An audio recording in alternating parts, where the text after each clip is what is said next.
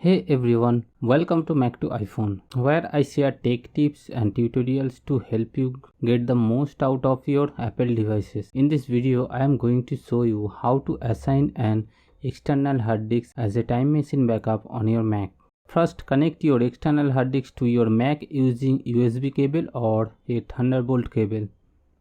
Make sure hard disk is formatted to work with macOS Extended or APFS format.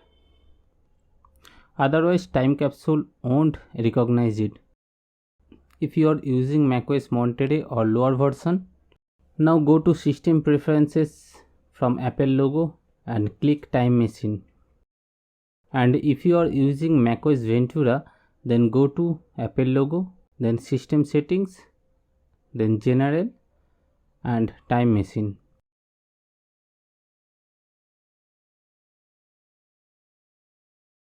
In the time machine preferences, you will see a button says add backup disks. Click on that button and you will presented with a list of available backup disks.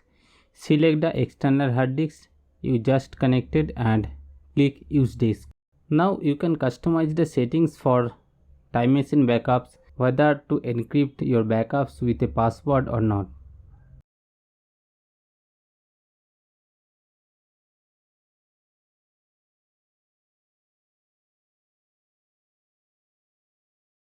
Your external hard disk is now assigned as a time machine backup for your Mac.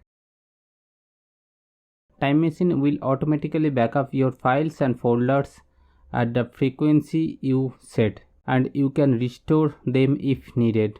Thanks for watching. I hope you found this tutorial helpful. If you have any question or suggestion for the future videos, please let me know in the comments below.